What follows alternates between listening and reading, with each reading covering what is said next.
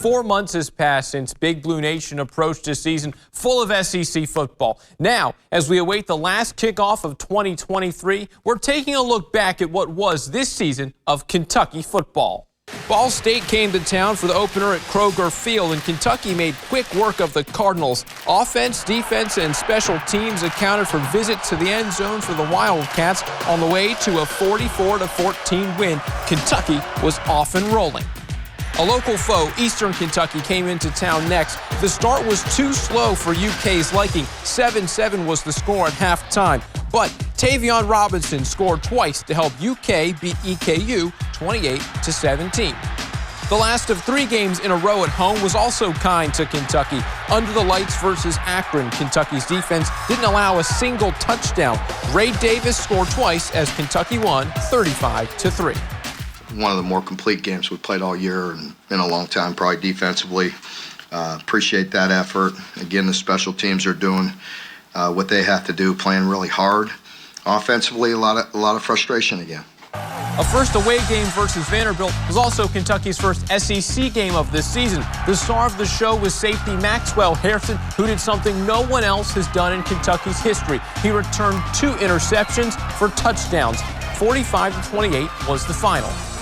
Another first for the Cats came a week later. The number 22 Florida Gators was the first-ranked team to face UK. A Ray Davis signature performance of 280 yards rushing and 3 touchdowns sent the Gators back to the Swamp 33-14.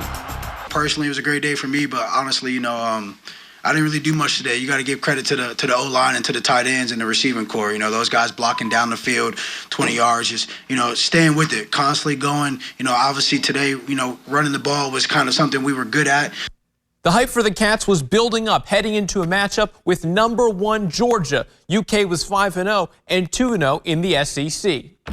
But Kentucky was no match for the number 1 Dogs. An opposing Georgia defense limited Kentucky to under 200 yards of offense. UGA was up 34-17 at the half, and a score of 51-13 handed Kentucky its first loss of the season. Adversity hit Kentucky again at home versus the red-hot Missouri Tigers. After going up 14-0 in the first quarter, the Cats defense let 38 points slip past them on the way to a second straight loss. Border rival Tennessee was next and came into Kroger-Field with no remorse. A close game went the wrong way, 33-27.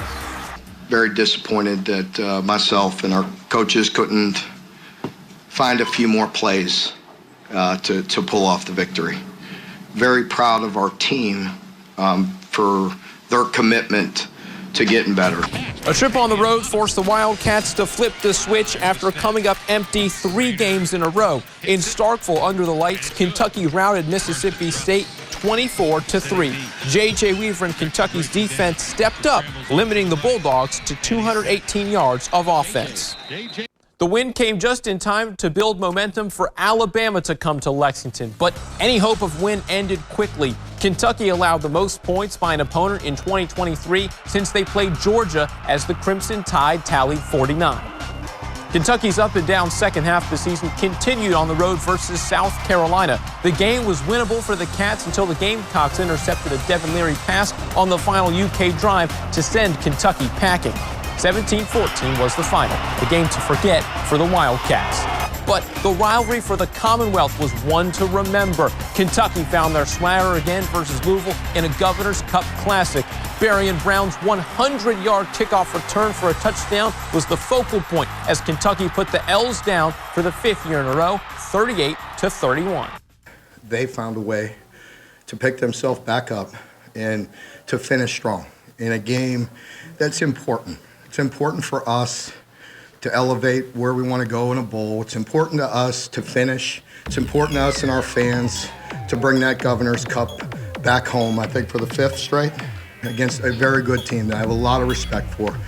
12 games later, Kentucky stands at 7-5. The second half of the season left much to be desired, but a win versus the number 22 ranked Clemson Tigers would be a great way for Big Blue Nation to ring in the new year. Good luck to the Cats in the Gator Bowl. I'm Forrest Tucker.